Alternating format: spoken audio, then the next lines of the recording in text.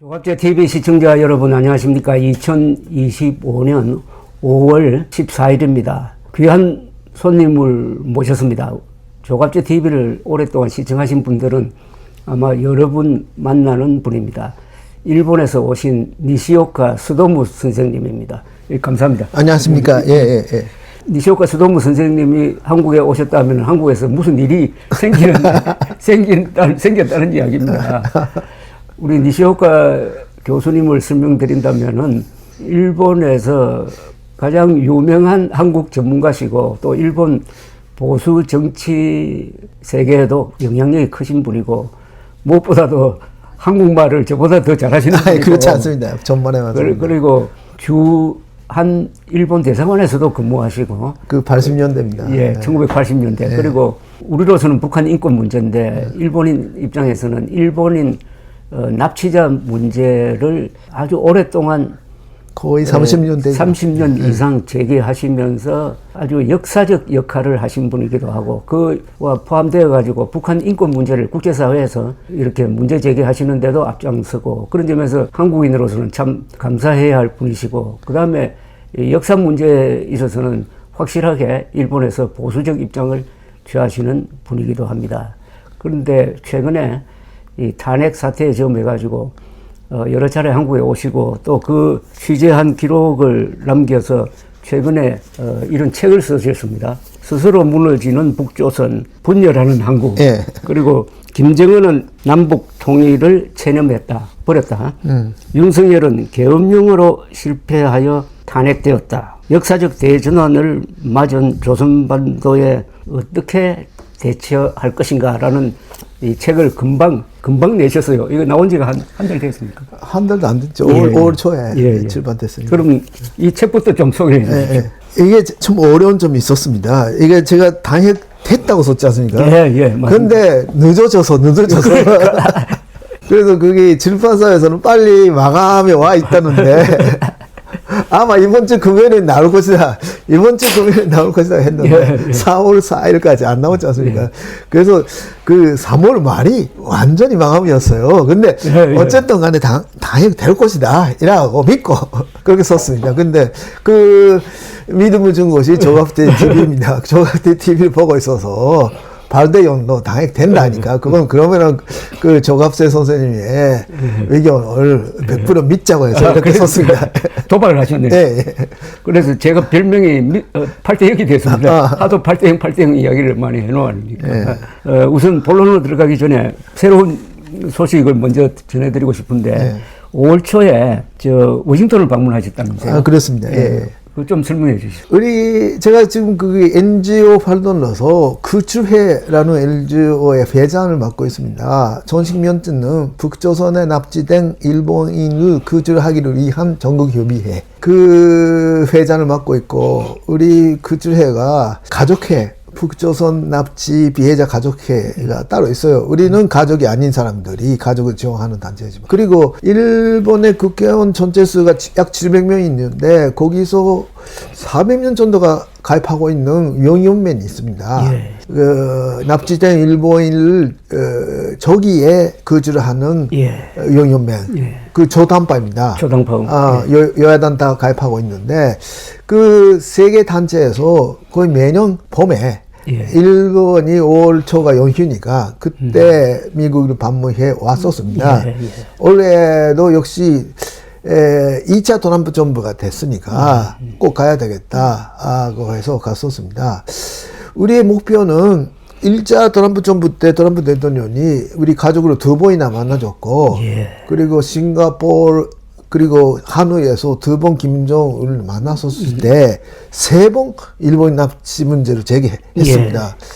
그래서 다음에 또 2차 트럼프 정부 때도 아마 미북 정상회담이 될 가능성이 높아서 그때도 일본인 납치 문제를 제기했다오. 그런 요청을 하려고 워싱턴에 갔었습니다. 그랬더니 우리가 국무선에 가서 루비오 장관 만나기로 됐어요. 예. 근데 갑자기 그 금무선의 홈페이지에 우리 가족을 만난다고 발표를 했는데 우리가 거기 금무선 가기 직전에 금무선에서 연락이 와서 트럼프 대통령이 미시간주에 가서 주임 100일에 기념 연설을 한다. 근데 그 백악관에서 연락이 와서 루비오 장관 너 거기 가라. 그래서 부득이 가게 돼서 부장관을 만났습니다. 근데 부장관도 정권 차원에서 이 문제는 제기하겠다. 제기하겠다고 했습니다. 그렇게 했습니다. 그리고 우리가 가니까 아니 통역 부스까지 준비되어 있었어요. 아니 우리 근무소는 매년 가고 있는데 그렇게 좋은 대접은 처음입니다. 우리가 통역을 데리고 가죠. 그렇죠. 그런데 저쪽에서 통역까지 준비해서 부스까지 그 준비해 주셨어요. 그리고 나는 NSC의 부보좌관을 만났습니다. 원 씨는 1차 트럼프 정부 때 싱가포르 하노이에서 김정남 트럼프가 만났을 때 그때 배석을 했다는 사람입니다. 역시 이 문제 잘 안다. 트럼프 정부는 이 문제를 적극적으로 해결에 나서겠다 이라는 약속을 해줬어요. 그리고 의회에 가서 상원의원 2분, 하원의원 8명을 만났습니다. 근데 거기 가니까 벌써 우리 문제에 대해서 알고 계시고 행동을 하고 계셨었어요. 4월 4일 날짜로 하원에 17명의 의원들이 서명을 해가지고 그 민주당, 공화당 양쪽에서 다 서명을 해가지고 트럼프 대통령에 편지를 보냈습니다. 아니 꼭 일본인 납치 문제를 제기해야 되겠습니다. 우리가 그때 워싱턴 가서 강조하고자 했던 내용은 2월 달에 아리모토 케이코 씨의 아버님이 96세로 별세하셨어요. 그래서 우리 가족회 멤버 중에서 살아 계시는 부모 세대는 요거다 메그미 씨의 어머님 한 분밖에 없습니다. 그래서 시간이 없다. 이라는 말을 하려고 준비해서 갔었는데 그 미 하원의원들의 편지에 그렇게 써 있어요. 아니 거기 아리모토 씨가 돌아가셨고 남아있는 사람은 한 사람이다. 우리가 하려고 했던 이야기가 벌써 의원들의 편지에 있고 그 편지가 트럼프 대통령한테 갔습니다. 그리고 우리가 간 날이 28일인데 그 날짜로 그 하원의원들이 역시 우리를 만나줬던 하원의원들이 하원의회에 결의안을 산정했습니다. 일본인 납치 문제를 미국 정부가 적극적으로 해결해야 된다. 그랬더니 30일에는 상원에서도 같은 결의안이 산정됐어요. 우리가 그런 거를 부탁하려고 했는데 지금 하고 있다는 설명을 듣는 입장이 됐습니다. 그러니까 우리가 2001년부터 거의 매년 가고 있는데 처음에는 납치라는 거조차를 모르는 사람들한테 설명했는데 이제는 아니 우리 문제다 이 문제는 이라는 반응이어서 역시 동맹국이 좋다. 그리고 역시 납치라는 극과 테러에 대해서는 전 세계가 같이 대조해야 된다. 우리의 호소가 더했다. 그렇게 기뻤습니다. 일본인 납치 문제는 넓게 보면은 북한 인권 문제 중에 하나죠. 그렇죠. 그런 점에서 여기에 주목한다는 것은 트럼프 대통령이 김정은을 만났을 때 북한 인권 문제에 대해서도 좀 신경을 쓸 것 같던 그런 느낌이 들었습니까? 그런데 트럼프 대통령 역시 그 딜을 좋아하는 사람이지 않습니까? 그러니까 물론 아베 총리하고의 우정 그리고 우리 가족을 2번 만났다는 동정심 그런 거 있어요. 그리고 가치관에 있어서도 테러를 용서할 수 없다. 다만 트럼프 대통령은 김정은 보고 역시 미국 제일주의이기 때문에 미국 본토에 도달하는 핵미사일을 배기하십시오. 그게 첫 번째 목표잖아요. 그런데 배기하면은 그 밝은 미래가 기다리고 있다고 그 하노이에서 김정은을 설득했는데 미국은 경제 지원을 안 하겠다고 했어요. 근데 경제 지원은 아베가 준비돼 있다.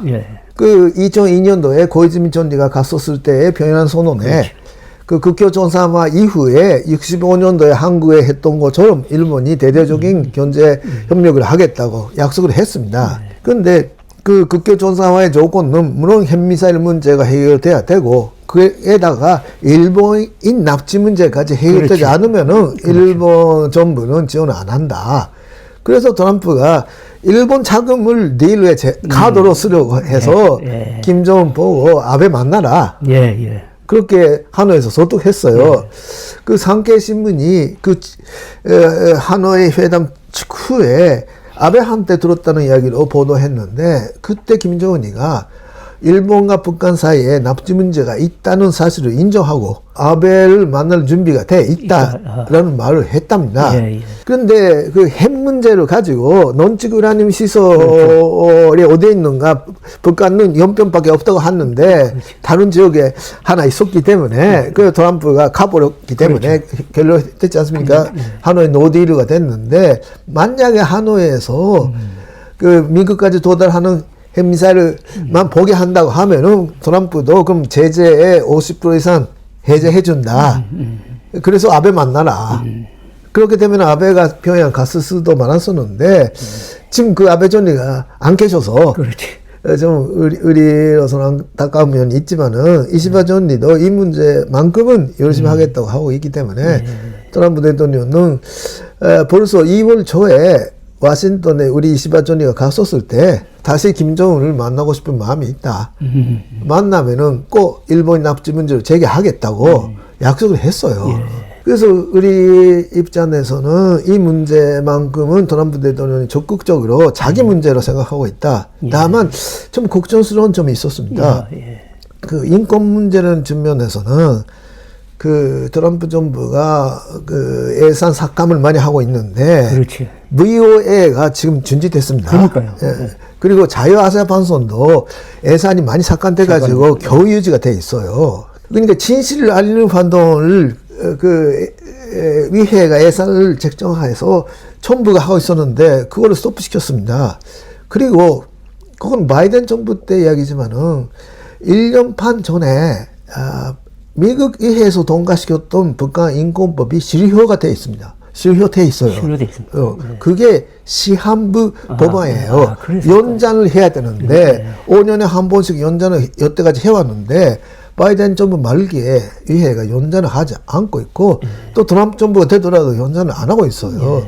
그러니까 인권 문제 자체에 대해서는 좀 워싱턴 분위기가 좀 소극적이다. 그래서 제가 일본에서 그러면은 동아시아에서의 자유세계 리더는 일본이다. 일본이 그 북한 주민들, 중국 주민들한테 진실을 알리는 활동을 적극적으로 해야 된다. 뭐 그렇게 주장하고 있지만은 그런 면에서는 약간 걱정이 있었습니다. 그렇습니다. 또 한국 내에 북한 인권 단체가 그동안에 미국 측으로부터 지원을 많이 받았는데 그것도 지금 끊겼잖아요. 그렇죠. 많이 끊겼죠.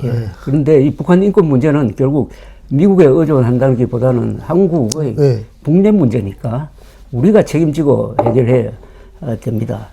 자, 그런데 이제 본론으로 들어가서 이 책의 제목이 모든 것을 이야기한다고 보는데 북조선이 스스로 무너지고 있는데 한국은 분리돼 버렸다. 그러니까 역사적 찬스를 지금 놓치고 있다는 그런 뜻이죠. 그렇습니다. 그렇습니다. 이게 이 책 그 표지에 이 사진 있지 않습니까? 이게 그 조국 통일 3대 헌장 기념탑. 평양에 있는 답입니다. 이게 30m짜리예요. 그 김일성이가 제작했다는 통일에 대한 3대 원칙을 기념해서 김정일이가 만들었어요. 근데 그 지난해 1월 달에 제5임의회에서 김정은이가 연설을 하면서 이 답은 골불견이다. 할아버지한테 침 뱉는 건데. 그래서 절거하라고 했더니 인공위성을 보니까 진짜 절거됐어요. 절거했어요, 이걸. 아니 그게 할아버지의 업적을 남기기 위해서 아버지가 세웠던 답입니다. 그러니까요. 그걸 골불견이라고 해서 절거하라고 해서 했습니다. 그 이유가 통일은 없다. 한국은 외국이다. 통일이라는 말을 하지 말아라. 같은 민족이라는 말을 하지 말아라. 헌법 개정도 해야 된다. 그러니까 평양에 통일을 기념한 답이 있으면 골불견이다. 이겁니다. 아니, 저는 그 70년대부터 77년에 서울에 유학을 왔을 때부터 계속 한반도 연구를 해왔는데 아니 그 김정은이가 선대 수령들을 부정한다. 그런 거는 우리 산식에 어긋나잖아요. 그렇죠. 있을 수가 있을 없다. 수 없는 일인데. 근데 진짜 이 답이 지금 없습니다. 없어요. 그러니까 엄청난 일이 일어나고 있는 겁니다. 예. 만약 여기에 누가 손만 댔다 하면 당장 처형됐을 텐데. 그러니까요. 김정은이가 손을 대가지고 예, 예. 없애버린 겁니다. 그죠? 그러니까요. 그게 북한의 10대 원칙이라는 거 있지 않습니까? 그 위대한 수련의 김일성 원스님의 교시는 영원히 그렇죠. 우리가 따라야 된다고 돼 있는데, 근데 그 교시를 필요하는 답을 절거했더니, 근데 그 이유를 제가 열심히 취재를 했고 연구를 해봤는데, 간단히 말하면은 북한 주민의 대다수가 한국의 자유스러움, 부유로움을 알아가지고 한국에 의한 자유 통일을 원하고 있다. 네. 그래서 그거 없다. 네. 통일 안 한다. 통일 안 한다. 한국에 흡수되는 거 없다. 한국 같은 생활을 원하고 있는데 그거 없다. 한국은 적극이다. 외국이다. 꿈꾸지 말아라. 이라는 말을 할 수밖에 없는 정도로 한국이 승리하고 있다는 겁니다. 그렇죠. 대한민국의 현대사가 승리하고 있다는 겁니다. 그러니까 체제 정쟁에서 지금 대한민국이 이겼다는 것을 김정은이가 통일을 포기하는 선언으로서 말하자면 공인해 준 셈입니다. 그렇습니다. 자, 그런데 문제는 한국에서 자유 통일을 해야 할 세력이 한국의 보수 세력인데 그 보수 세력이 지금 윤석열의 위헌적인 계엄 사태로 해가지고 지금 분열되고 있어가지고 이 찬스를 놓치고 있는 것 같다는 그런 안타까움이 있는 거죠. 그래서 이 책을 썼습니다. 아니 저는 처음에 북한이 봉쇄돼 있다, 찬스가 왔다는 책을 쓰려고 했어요. 지난 연말까지. 같이 막 무너지고 있는 거죠. 그런데 갑작스럽게 계엄을 하는 사태가 일어났잖아요. 원래는 이 책이 1월 달에 내려고 했어요. 근데 그 계엄 사태가 일어나니까 자유통일의 주인공이 분열을 떼 있으면 어떻게 합니까? 그래서 분열하는 한국, 특히 그 분열의 보수가 분열을 떼 있다. 보수가 음모론과 본력을 근정하는 극으로 분열돼 있다. 뭐 그런 거를 우리가 제가 조갑제 TV를 봐가면서 많이 배웠습니다. 정말.